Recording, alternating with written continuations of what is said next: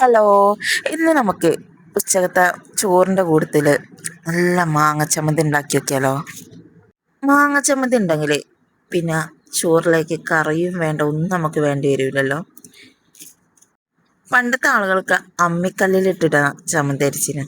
ഇപ്പം ഉള്ളവർക്ക് മിക്സിയിലിട്ടിട്ട് ചോപ്പറിലൊക്കെ ഇട്ടിട്ട് നമ്മൾ ചമ്മന്തി അരി. എനിക്ക് അമ്മി കൈകാൻ മടിയുണ്ട്, ഞാൻ ചോപ്പറിലിട്ടിട്ടാണ് ചമ്മന്തി അരിക്കേണ്ടത്.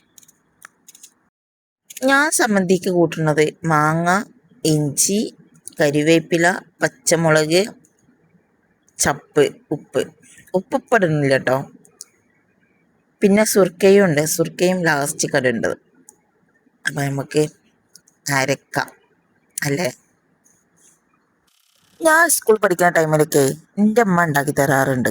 അന്ന് കണ്ടല്ലോ, ഈ സ്കൂൾ പഠിക്കുന്ന ടൈമിലൊക്കെ നമ്മൾ വിഷന്നെ ഇരിക്കുമ്പോഴല്ലേ ഈ ചോദിച്ചു മാത്രം തുറക്കുക.